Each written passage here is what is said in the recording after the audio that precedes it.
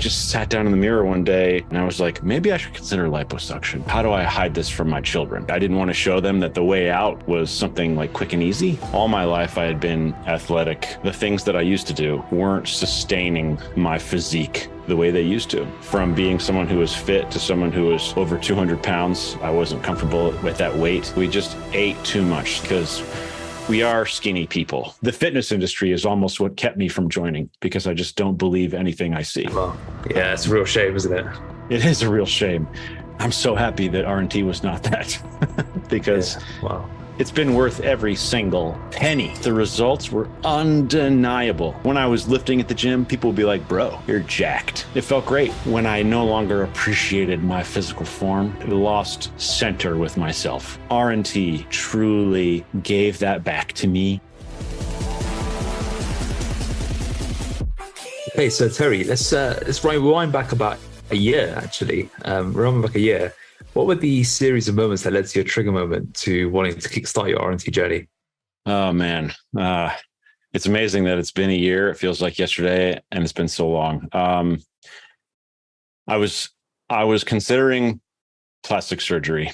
I think that is the thing that really jolted me. Was all my life I had been in relative shape. I've been athletic for all my life, and I just kind of relied on that foundation as a high school athlete, never really having to pay attention to what I was doing or what I was eating or how I was exercising. Cause I always kind of had that, whether it's genetics, I had a nice base, but as I got older, and I crept past my 30s into my 40s, into my late 40s, right, moving towards 50 now, it just wasn't working. And the things that I used to do weren't sustaining my physique the way they used to.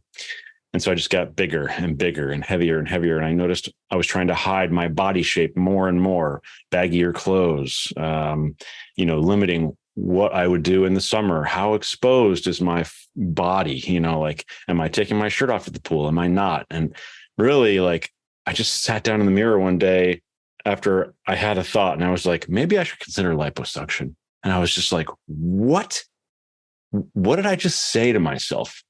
Am I honestly thinking that that's the way out? That's the solution? And I knew then that I had to get serious. I never wanted to approach the moment where I couldn't do it. I couldn't do it the right way. And I absolutely was ashamed that I guess the thought that happened after maybe I should consider liposuction was, how do I hide this from my children? Because I didn't like that. I didn't want to show them that the way out was something like quick and easy. I didn't want that to be the message that they observed me, doing. So that was really the big moment. Wow. And what was the build up to that? When you have an athlete's body and maybe you get used to eating 3,000 calories a day and not really caring. And you have a wife that's a foodie and you get used to finishing the food on the plates, with your kids, oh, Dad, I'm full. Okay, give it to me. I'll eat it. And just for me, the transformation, the bad transformation, from being someone who was fit to someone who was, over 200 pounds. And, I wasn't comfortable, with that weight. I was just shocked that I let myself go. I don't know if you do this, but you probably don't do this because you're amazing. You're a machine. But I would look at myself in the mirror as I got older in my 40s. And I would say okay, not the best, but the day that I can't tighten these shorts, or the day that I can't see my upper abs, or the day that I can't see my toes, that's the day I'm going to put it into high gear. I'm going to tell myself I can do all this. And I just kept passing those milestones that I would set for myself, and nothing would change. Nothing would change. Nothing would change. And so I guess the thing that led to me considering plastic surgery, liposuction, was that I didn't think I could rely on myself anymore. Like I couldn't do it alone. I couldn't do it alone. So surgery must be the answer. And, then I mentally slapped myself in the face and said, that can't be it. You're trying to hide this truth. So acknowledge that you can't do it alone. Acknowledge that, Terry, for the first time in your whole life. You can't do this alone. So what do?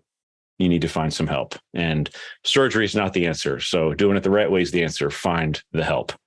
And big, huge, monstrous shout out to my brother Opie, who had, he went on this journey first, and he posted pictures, and I saw him and I was like, what the F happened, bro? What did you do? And that's what kickstarted, our relationship. How did you feel every time you passed one of those milestones inside? Oh man. What was the conversation in your head when you go past the milestone and now, it's past your toe, and it's, it's upper ab, then it's the shorts, then it's the toe. What's going on? Because that can really diminish your self-esteem, but it's a very easy thing to fall into. Yeah, great question. When I think about that, like I felt terrible. Like I would almost, I would have the briefest of moment where that milestone would hit, and I just would ignore the conversation with myself. I just wouldn't even, it was like, okay, well, I would just instantly set the next milestone because it felt crappy. I just like it was a failure. And I think if I were to have faced that failure in that moment, like, wow, I can't see my toes. Clearly, I need to do something about it. Rather than face that, it was just ignore it completely, stuff it down, ignore it. Don't have the conversation with yourself. Don't self-analyze, and set a new goal, move on. Because in the back of my mind is always like, well, I'll get serious at one point, and just not right now. It's just not right now. And that's as far as the conversation with myself would go. And I would just move on because it felt horrible. Like when I really think about it, I felt like shit, like just a failure, like a terrible, terrible, terrible feeling. Where would you bury yourself? Where would you bury that emotion into? What was the vehicle? I think I would try to find solace in, well, I make video games. That's my career. And so I would just go play video games. Like I would be like, I'm just going to isolate myself. I'm going to play video games, and I'm sure you knew this is going to come out, but I would eat. I need to comfort myself. Like it, and I can't say that it was like a conscious thought, but I felt like crap, and food makes me feel good. I'm sure like makes a lot of people feel good. So it was like play video games and then sit back and relax and have some chips and guacamole, just relax. And of course, that's the vicious cycle. So that's where I would try and find peace and ignore the emotions of you're failing your body, you're failing yourself. And how did you feel after one of those episodes, or after a few weeks of those few more milestones with the family? With your wife and your kids? Was that a conversation you entertained? Having the conversation about my failure? About health, about fitness, about eating. Was it a conversation that was in your household? Describe the family environment. We as a family do bond over meals. That's something that I didn't have as a child. And so having a sort of a nuclear family in the sense that I'm married, we have 2 kids, and we are afforded the luxury of being able to eat together, as far as schedules go. And so we put an emphasis as a family on like, we are going to sit down and we're going to eat together. Right. I mean, I don't want to make it sound like it's a militant thing, but it's just like, it's dinner time. Everyone come and eat. It's breakfast time. And so we most definitely come together for food, and we share food and we enjoy food together. And so there's a lot of positivity around being together. We're a family that, does activities. We go on hikes. We absolutely walk together around the neighborhood. The kids are swimmers. My wife has her own exercise routine. I've always been a gym rat. I was a runner. And so we're active. So I can't say that we ever had specific conversations like, hey, we are not performing well for our physical health, because we we always saw ourselves as sort of a cut above the rest, like relative to the people in our sphere, right? Because we did stay active. Our kids did they do athletics and so on. So I think we just ate too much. Like we just ate too much. Like we were just gluttons, as it were, because all of us, we are skinny people in general. And so it was like, kind of like touching what I started with is like, we had the ability to just overeat as 20 somethings, as 30 somethings, because we were so active, and that just became habits. So we didn't really have any forward facing discussions. My wife has been through a million programs with me, like P90X and all kinds of different things. And so we've kind of done different loops like this. So those conversations existed in the past, but up until this moment, there hadn't been anything in a long time. So there was no major acknowledgement, and I definitely didn't vocalize my unhappiness because, well, I didn't necessarily want to be the center of attention. I didn't want to alter the family's routine because of me, and so we weren't talking about it. What were some of these loops that you'd opened up before or tried before? The programs, is that what you're asking about? Yeah, you mentioned that you'd had a lot of these loops in the past with you and your wife. Yeah. I think the one program that I did, commit to was P90X, right? As far as like something I put money down for, and committed to. And I'm sure you're familiar with it. It's 90 days of just of ridiculous, dietary constraints and incredible workout and stuff like that. And I achieved results, but they didn't stick because there was nothing after the 90. It was just like, cool, you did 90, right? Yeah, you're done. Cool. And then like, okay, cool. You got the thing and now you don't have it anymore. And then before that, I think the kind of things that my wife and I we would experience is like, because of my athletic background, because I've always been into bodybuilding, like the sport of bodybuilding. And, so I would get to a point in my physique where I didn't feel as tight as I wanted to. I didn't have as much confidence as I would want. And so I would buckle down and be like, okay, I'm going to, I'm familiar with, the concept of macros and protein intake and, a lot of the muscle building stuff. So I would restrict myself with no real guidance, just be like, okay, I'm just going to go, I'm going to cut it down to 1,500 calories. I'm just going to blast myself for a month. Right. And I'm going to do my gym routine. And so then I would just burn myself out. And so I would do that stuff that I knew how to do, and I would get decent results. Right. And then I would relax. And it's the same kind of emotion that P90X had, where it was like, you do a thing for a certain amount of time, and then you're like, cool, I can eat Oreo cookies again. Right. And so there's just like this constant motion. I've heard plenty of your guests talk about that, where it's just like, it was the yo-yo. It's like I'm in the washing machine of fitness. And so that's what she would have to go through, because I'd be like, honey, you can't buy that stuff anymore, or I need to buy my own chicken or whatever. And she'd be like, oh, we're doing this again. Okay, cool. And it's pretty fatiguing for her, but that's what we would go through. Have you been through this identity crisis of being a former athlete and struggling to move past that phase of your life? Yes, absolutely. When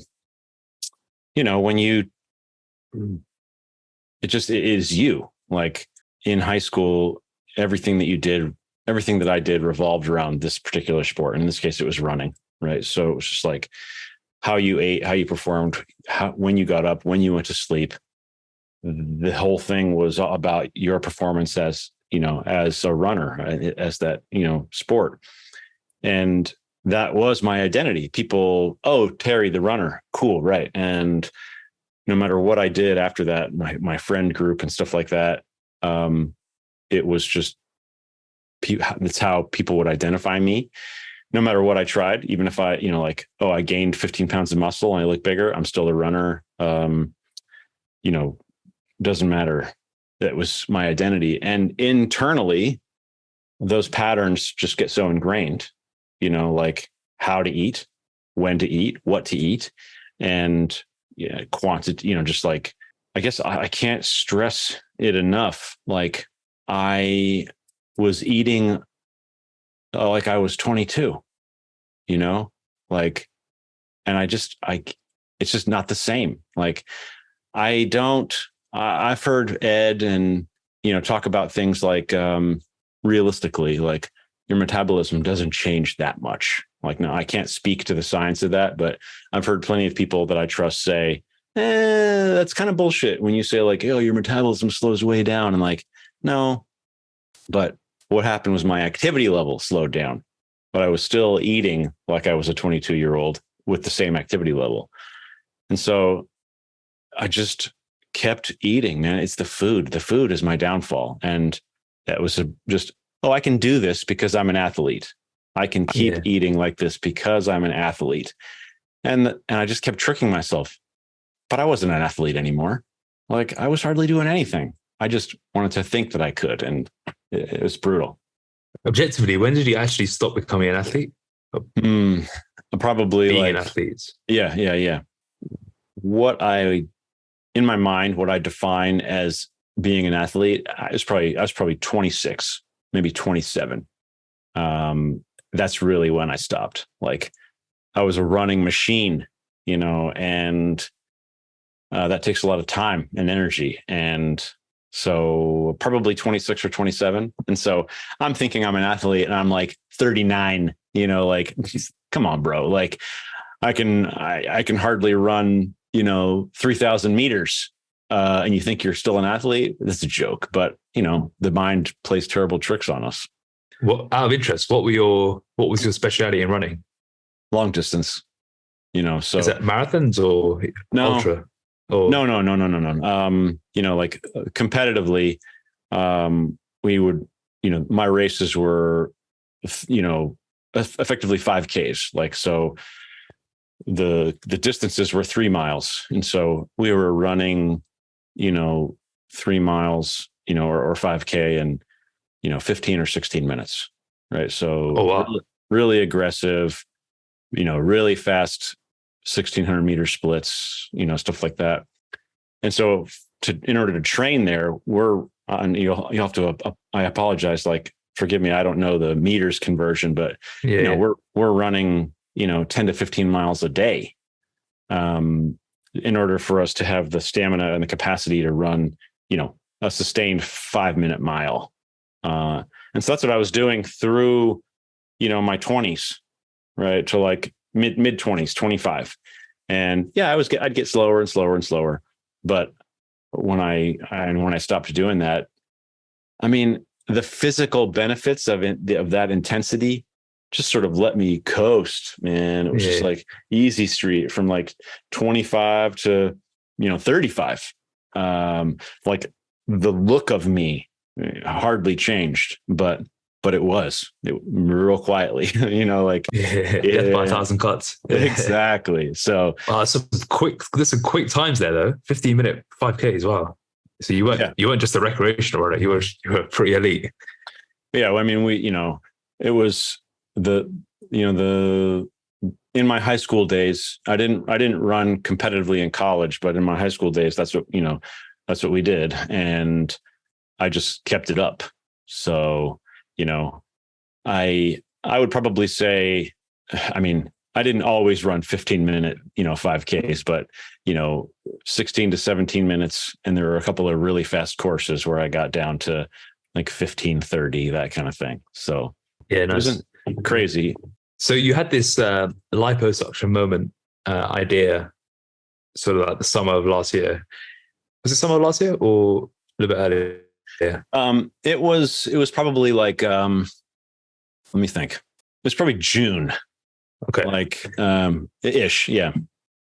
So you had this liposuction moment and you realize you needed to make a change. What were the steps next after that, that moment in the mirror? Well, I had a really objective conversation with myself. Like it was the one that I was talking about that I was ignoring all the time, which was, I can't do this alone. What do I do? And so I went to the internet and I was like, like what programs are out there? Like what can I find? I didn't want to go to a gym and hire a personal trainer. I'd done that in the past. And in my mind, I knew I needed to get a hold of my relationship with food. And I'd had a personal trainer, build a dietary plan for me. And I just, in the past, and it just didn't feel like it was for me. It just kind of felt like it was a plan that they, used for everyone. So I was just like, I don't want to do that. So what do I do? And so, I just looked around, and I can't say, I can't recall all the, different programs that I saw. And I'm very skeptical as a person. And so I would look at that looks like bullshit. Like, I don't believe what they're saying. And I can't really eat pizza and also, get ripped. Like, I just don't believe that. Like, and so it wasn't until Opie posted his pictures. Love you, Opie. Because I trusted Opie. Like I knew him. I've seen him in the real world. We've had conversations before. We used to work together. Like I use past tense because, we live thousands of miles apart now, but we were friends that saw each other every day. And so when he posted his pictures, I was stunned by his results. Like, he had everything that I wanted in that moment, where I was like, he's right there.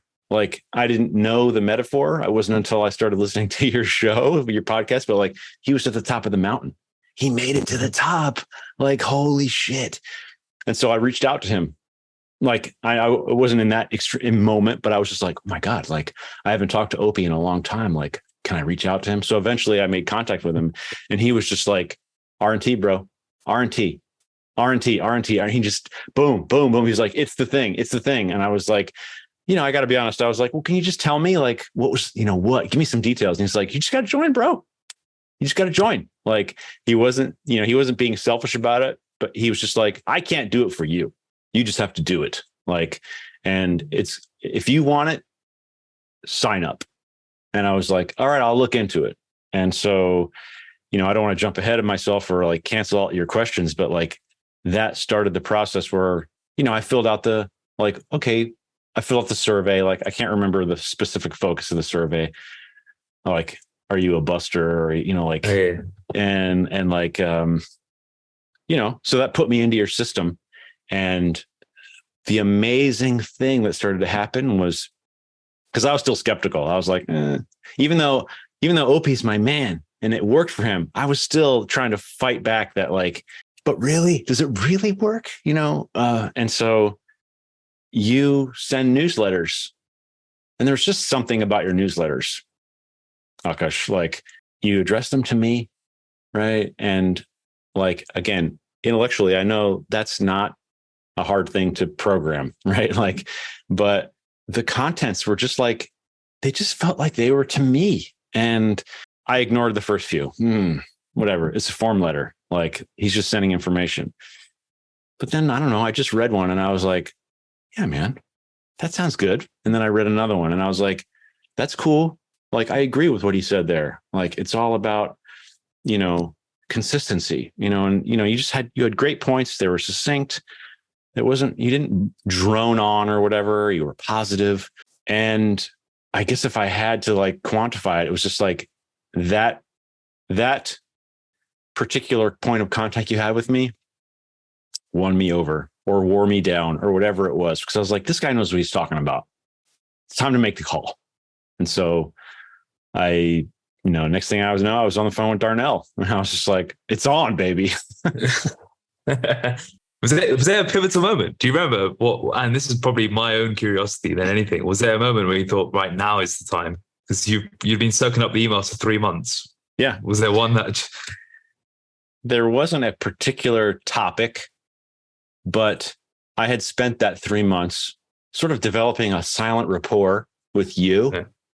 And in that 3 months, also looking for flaws.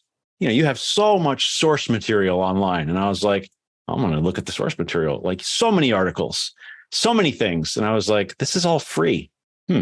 That's cool. Like I've heard you talk about that before.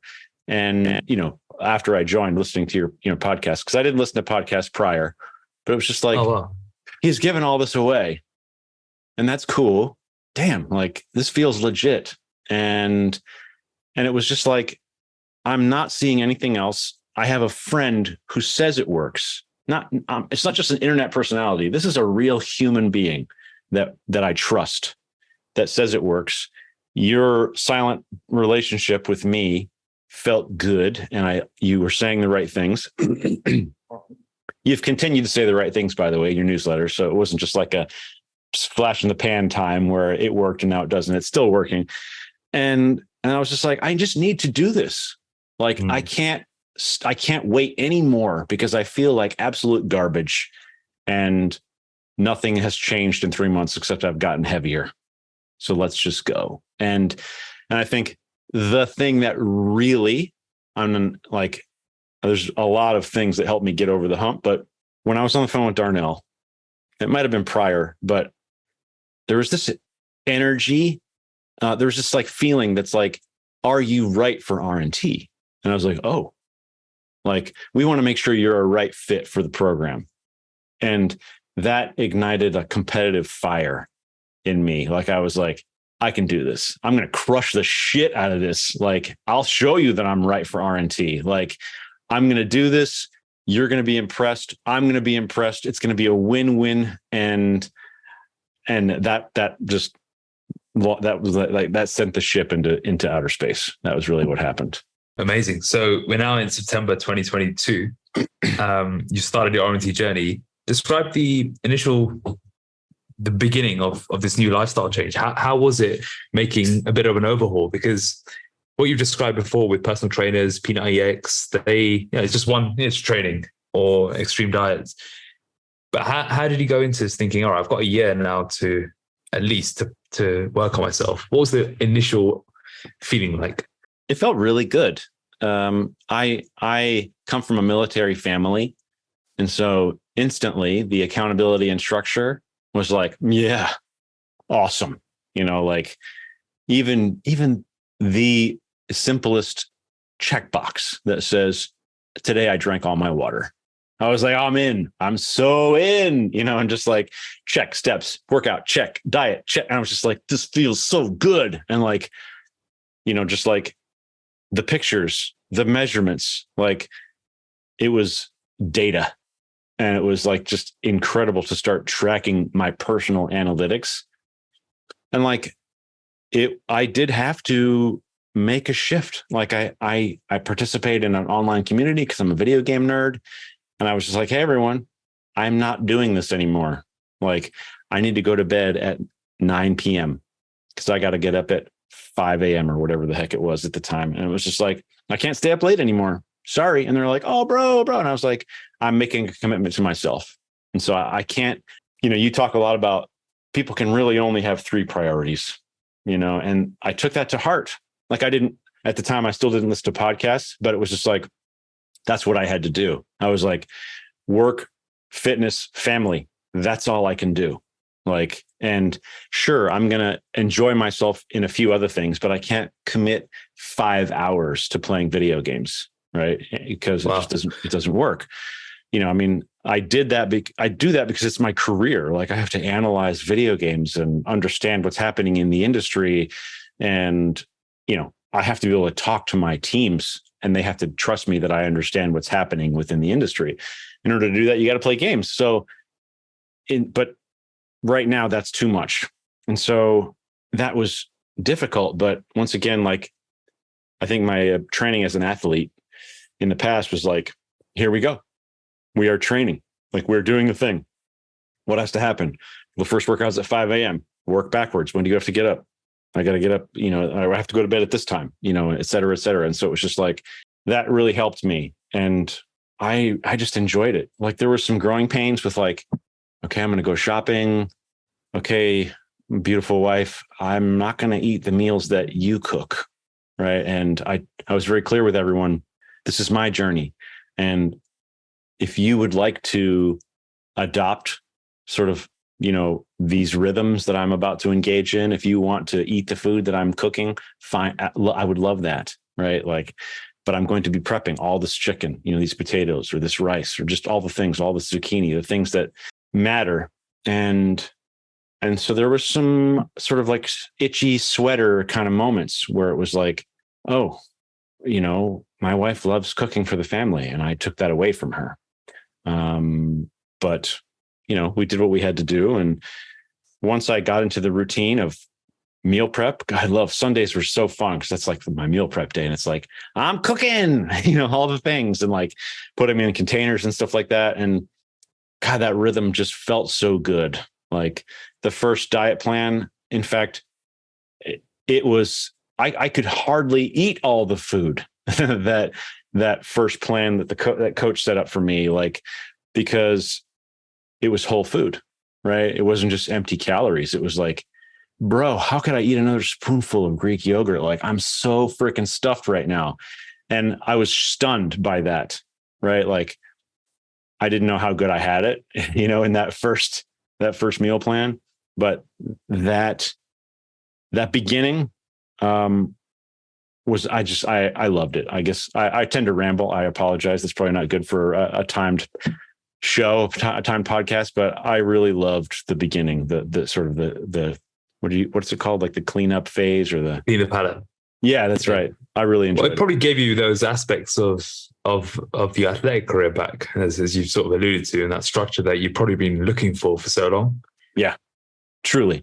Yeah. It's like having a coach again, right? Like being able to, in the beginning, just mindlessly follow directions and know that someone has my back. And like Opie said, just trust the coaches and follow the plan. And so, there was times in the beginning where I was like, oh, because once I shed that water weight and like, and started to, I don't want to say plateau, but just it started to normalize. My weight loss started to normalize. I'd be like, Opie, like, oh my God, like I didn't lose any weight last night. Like something's wrong. And he's like, bro, no, calm down. Like he was I'm really happy that I had him.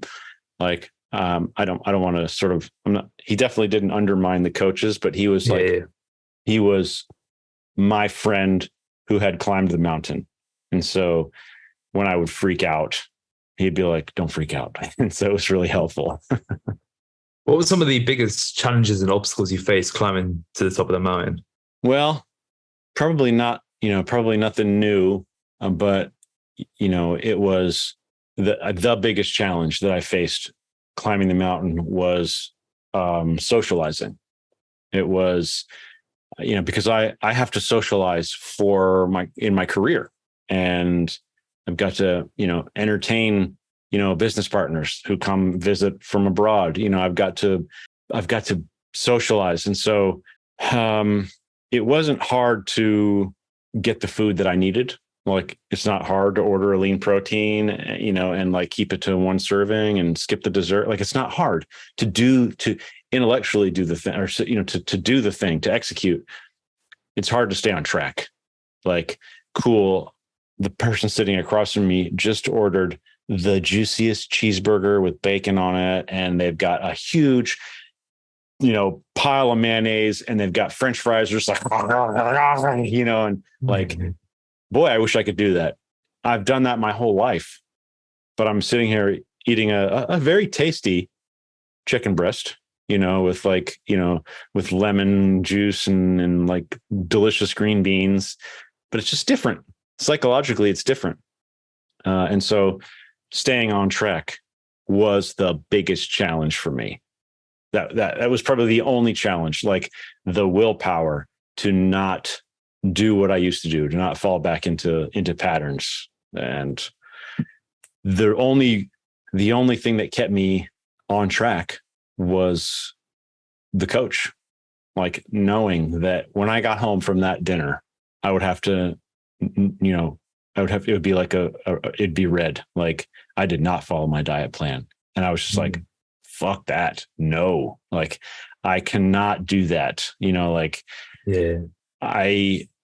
as it got farther and farther into the journey, climbing that mountain, and the as I got closer and closer to the grind, I'm walking 2,000 steps in my hotel room, like, and to like fail any other aspect, like if I'm putting in the work, like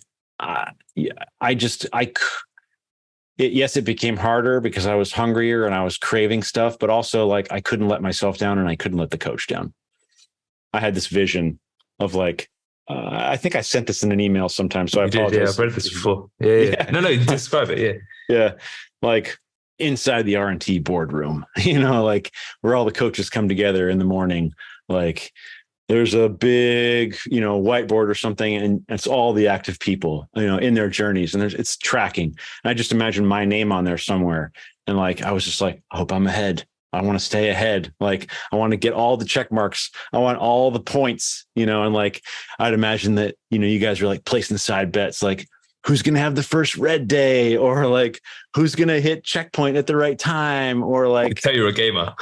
Exactly. Huge competitive and a gamer. And I'm just like, I couldn't stand the thought of myself, not succeeding or letting down my coach, or whatever. So when you're in that work environment at dinner, you got the juicy cheeseburger in front of you. Did you have a conversation with these, the business partners, team, etc.? Because that can throw a lot of people off where they don't know what to say when they're being a bit different. Did you say anything? Did you not say anything? What was it like? Great question. At the beginning, no, because in my mind, it didn't look like I was doing anything. I just looked like a normal person. So like I entertained the idea of being like, yeah, I'm on this fitness journey. And I was imagining what like that idea was like, cool, you're on a fitness journey. But I didn't perceive that I looked like I was on a fitness journey. And so in the beginning, I didn't say anything. I was just like, no, this is kind of just how I eat. No big deal, and like, no, I don't drink. Cool. All right, cool. And so I didn't really have an issue with it. But, as I got closer to checkpoint, and I really, you know how it is, like you start to really lean up and people are just like, dude, what? Whoa, like what's going on? Like, I can see your arms are busting out of your shirt. Like what's going, like, jam, dude, you're in shape. Then it was like, yo, I'm doing a thing.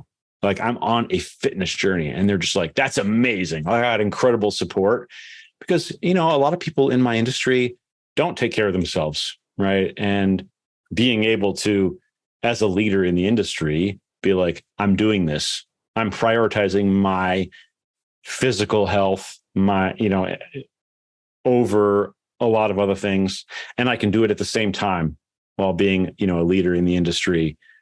Hope, it hasn't, resulted in any R&T signups. I'm so sorry about that. But hopefully it has inspired others to like, make better choices, at meals or exercise a little bit more. So I got really proud of telling, anytime I could tell someone. That's part of the reason why I bought up all those log books, like, and gave them to my team and told them about R&T and the fitness and just the journey and how it's fantastic and how journaling was great. And like, cause it was becoming a part of my identity, just like when I was an athlete. Like, I just wanted to share that with everyone. So at the beginning, anyway, to answer your question again, at the beginning, I didn't say a word. I just told people that was how I ate. Towards the end, when I felt like my physique reflected my fitness journey, I was telling anybody who would listen. Amazing. And you've got to say the word yet with them starting R&T. They just need more time. They need more time on receiving my emails. That's right. They need more time. It took me time, so I'm sure it'll take them time. Everyone needs that trigger moment. So let's go into the grind now. What did you learn about yourself during the grind? Let's give some stats, how much you lost in and sort of what that experience of the grind was like before we shift gears. Right. Well, the leanest I got was 158 pounds. I'm sorry, I don't have the kilo conversion. I started at 205. So I think that means it's 48 pounds or something like that. So I was super lean, and I learned that I loved it. Like the grind is as hard as you always said it was. Like, I mean, it's the only thing that matters in the day is what I found. Like, how do you do 20,000 steps and cardio and lift and eat?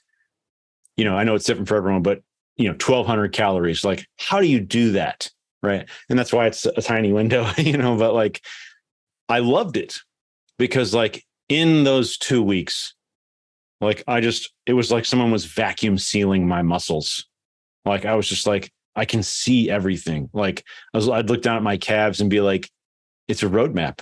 Like my vascularity was just like, and like, I was just blown away. Anytime I stepped out of the shower and looked in the mirror, I was blown away. Anytime I was at the gym, it was everything that I could have dreamed of. Like when I was lifting at the gym, people would be like, bro, you're jacked, and just like, I felt like Chris Bumstead, the 4-time Mr. Olympia. Like that's how I felt. Obviously I wasn't that.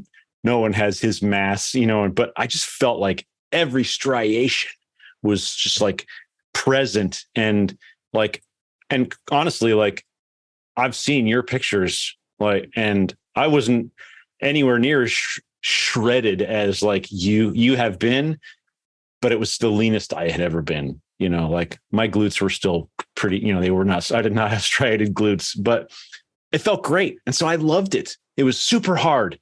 And like, oh God, I was so blasted at the end of the day, but the results were undeniable. Like to this day, I wish I could live in the grind. I do. Like if I didn't have a job, like if I was independently wealthy, I probably would, like, because I loved how it felt. Like I had never had that level of physical confidence, or I should say, this kind of touches on a question I know you're going to ask later, but my physical self gave me the most confidence I've ever had. And it felt great. So I loved it, man. I loved the grind. Amazing. So you hit your checkpoint, you climbed to the top of the mountain. Let's now discuss what's happened since, and how you found consolidation, the battles you've been through, because I know it's been a tricky one for you. Yeah. But you feel like you're starting to find some rhythm again. Let's describe some of the challenges you face in consolidation, why you faced them, what's been going on, what mind games have you had? Because I think this could be very valuable. Yeah. I'm disappointed in myself. Like, I just want to say that first and foremost. And Coach Chloe is fantastic. She's been doing everything she can. And so when I hit checkpoint, I guess like I was in such a zone, that, and I was so exhausted that if I had to, continue with that metaphor, I didn't even consciously think about jumping down the mountain. I just collapsed off the mountain. Like imagine someone at the top of the peak and then they just pass out and they just fall down the mountain because they're no longer conscious, because that's really what happened. It was just like, I was so satisfied. I was so pleased with myself.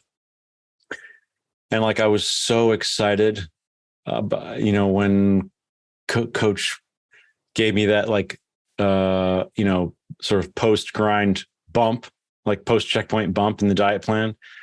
And I just lost it in the sense that like, I was just like, oh, this tastes so good. Like, oh, peanut butter is my jam. And so I was like, I'm just gonna have an extra scoop of peanut butter, like, cause it tastes so good. And look at me, I'm a fucking god, like I've got a physique like a statue. I can have a scoop of peanut butter, bro. No big deal. And, if I'm just being super open and honest, it was like, I fell back into my athlete pattern, which was like, look at me, I can do whatever I want. And it's the kind of thing where it's not as if I sat down and had the giant cheeseburger and the shake. And I mean, like, coach was like, yeah, bro, have a cheat day. like, go ahead and go out and have a dessert. Like, yeah, do that. Then come back. right? Because we have things to do. We're not done. Checkpoint is not the end. Like that was emphasized to, to the nth degree. Like I want to make that, perfectly clear. It was like, this is not the end. Congratulations. Now we're going to do all the things that we talked about, which is like slowly coming down the mountain to a place of normalcy and creating those new life patterns. And I guess I just failed. Like I felt so good and I felt so confident that extra slice of pizza, that extra scoop of peanut butter, that it just starts to add up. And then trying to rein it back in, like it started to feel like the old rhythms of like, okay, I'm going to set a goal for myself. Like, all right, Monday is the day, and then Monday I've got a work dinner and like, oh God, I'm still getting these great compliments. I'll just cheat, at the work dinner, and I'll have some of that creme brulee, and just like, it just kept going. And I'd say I had a pretty decent sort of free fall and tumble down the mountain and watch my body change. You have this great, I'm sure it was a podcast, but it was an article on how you were like, I gained this much pound, this much weight in a week. And it was just like, I'm going to help you not do that. And that's exactly what I did. It's kind of like telling a kid, like, don't touch that stove. That's just hot. You're going to burn yourself. And everyone was like, yeah, I got it. And they don't learn until they touch the stove, Yeah.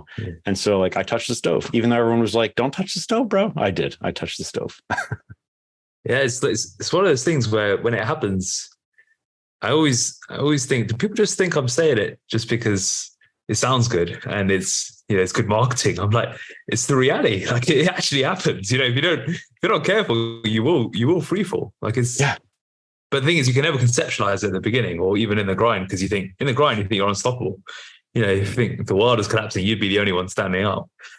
But once that prize is out the way, that pull between the old identities is come back in. So the next question for you is what helped you stop the free fall, and how did you? What was the hook that caught you on the mountain? Well, it was Coach Chloe. Like, I wasn't able to take full advantage of all of the assistance that R&T offers. Like, my work scheduling just prevented me from joining, the coaching calls that you guys have, where everyone can come together and talk about what they're going through. Like, and so what I had Coach, and I'd be able to just be open with her and say, like, I'm really struggling. And she would help me center. Like she always knew the right things to say. And I would remember that I'm not done, right? That I have accountability. I have a system. I'm in a process, and remember the joy that I felt. I think that's what keeps me from, losing all of the work that we've accomplished, is like how I felt when I was closer to the top of the mountain and like wanting to stay in that joy space. And she would help me remember that. So it was Coach, like, because she was always there. Hey, Terry, what's going on? Hey, Terry. And she would send, she sent me some emails. It wasn't just in the cohort, like, hey, talk to me. How's it going? And I'd be like, yeah, shit. Like I made a mistake. And so we would talk about it. And she was kind of like my psychologist, like helping me, giving me a place to speak my insecurities, to talk about my failures. Because if I stuffed them down again, that wouldn't, then I would just hide from it all. But be like, no, I went on a work trip and I totally messed up. And here's how I feel about it. She'd be like, I think the great thing was she was always like, it's okay. Like, it is okay. She was never like, you are terrible. You suck. Like, how dare you? You're wasting my time. No, it was never like that. She was like, hey, it's all right. We're here right now. We're together. Let's go. Let's do the thing. Like, what do we need to do? Okay, cool. We need to do this. Let's make adjustments. I can make adjustments to your workouts or your diet plan. How can I get this to work for you? And that's what continues to, because that's what I'm still in. I'm still in this precarious place where it's like, wow, okay, like I clearly have to continue to work on these life rhythms because my association with food and so on and so forth, I haven't set that in stone yet, right? Because it needs to really cement and solidify in my mind, and I'm still working on that. So it's just like, what is the new normal? So that's what I'm still working through. And it is the hardest part. Like I thought the fat loss would be the hardest part. I thought the grind would be the hardest part. Not for me. Not for me. This part where it's supposed to be like, you're just strolling down the mountain. That's the scariest, most, trap-filled time that I've ever experienced. It's wicked. Well, the first line of our book says, getting in shape is easy. Staying in shape is a whole different ballgame. So you could have got the clue there. But again, like you said, it's got to be experience. Now, what are you learning about yourself then in this phase you're in? Like, because I think you're in that moment where there's a shed the skin moment coming, right? There's an identity change coming. What's the thing you need to get rid of, and what's the thing you need to step into to make this the last time you're in the washing machine? We're using all sorts of analogies in this one. I love it. I love it. I think what I'm learning about myself is, okay, well, that I'm not a special and unique snowflake, right? Like, I think, maybe it's because I'm an only child, or maybe it's because I've had areas of my life where I was able to be the best, or to stand out from the crowd, in the past, that I just thought that I was different, and I'm not. Like I fall prey to the same problems that every single person does with fitness, with their bodies. Like I fell down the mountain, even though I said I wasn't. I was like, oh shit, this is going to be easy.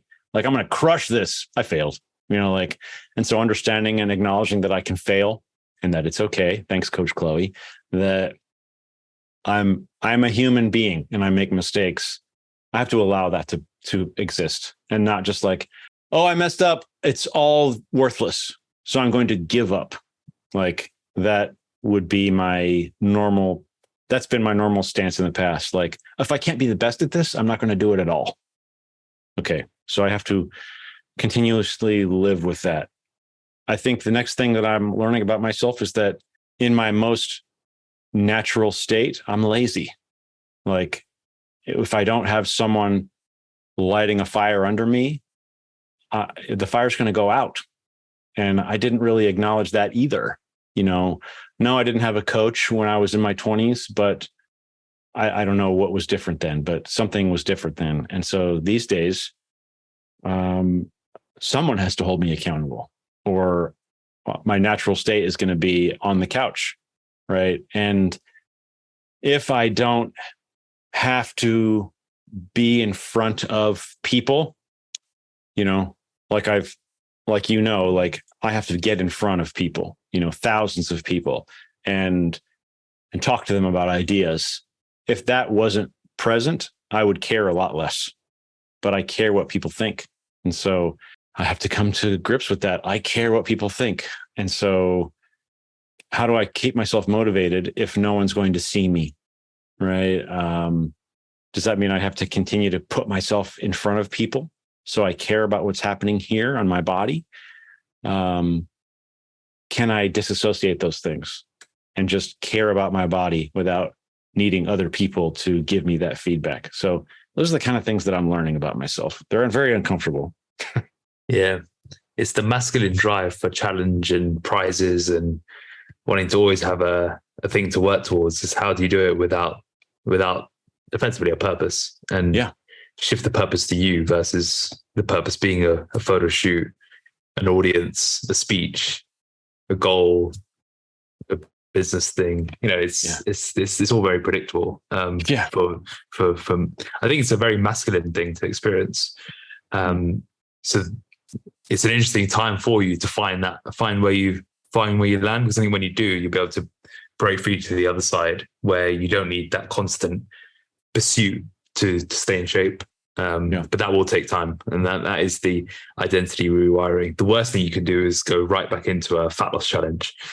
And the best thing you can do is stay, where you are, which you're not at checkpoint, but you're also not where you were. So it's important to acknowledge that as well. You're holding in a different place. So it's now, how do you now find that sweet spot, which may take time.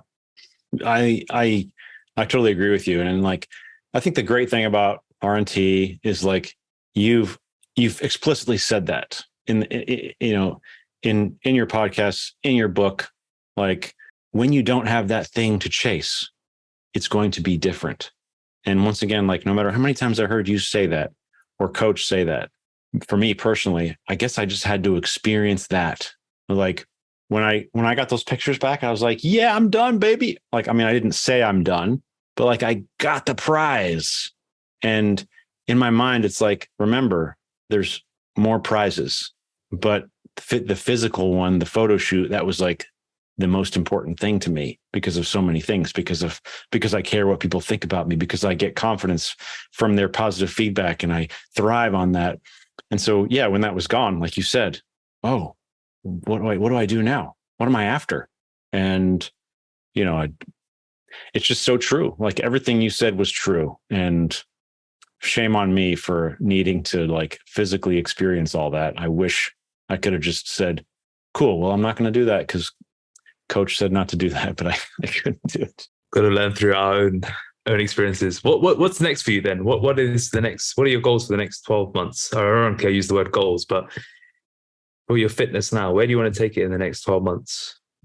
Well, my goal is, it's a complicated goal, right? It's a complicated 12 months. It's like, it's really living what you've taught me, right? And like cementing all of that stuff into my lifestyle, not because I'm working towards a photo shoot, not because I'm trying to lose 40 pounds, but because this is what will keep me confident and happy, right? Not because someone wants to see my ripped abs, but because it'll keep me confident and happy, because it's better for my life. I mean, look, like I'm going to be 50 on my next birthday. So my priorities are a lot different than, someone who's 25 or 30. I've got I captured my beautiful wife. Like I've got my kids. Like I don't need to use my physical form as an attractor. And so my priorities are different than what they used to be, but I've got to find a reason. I've got to find my motivation for staying the way I want to be. That's my next 12 months.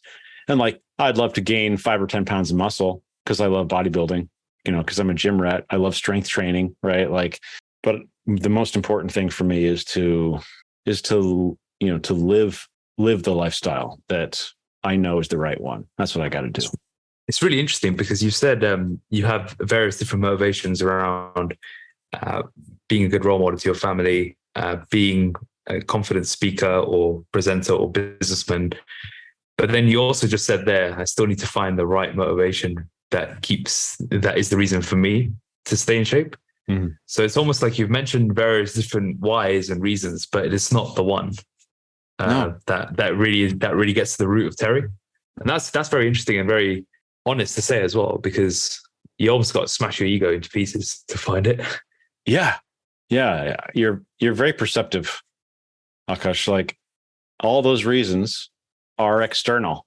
I want to be a good speaker. I want to be a great role model. Like, I'm not saying they're not good reasons for, it's great that I'm a positive role model for my kids. And it's great that I can keep people in my family active, or I can inspire my coworkers. Like, that's all great, but it really has nothing to do with me, right? Like all of that is, like it's all about the other people outside of me, but I need to find a reason for me.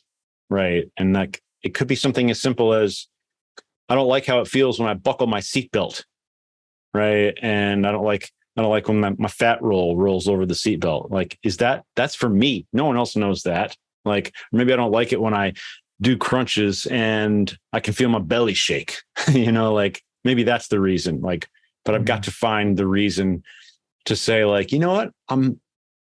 I don't need 6 cookies. I can just have one, or I don't need to eat another damn helping of lasagna. I can stick with one, right? I need to find the reasons to do that. And I'm getting there. Yeah.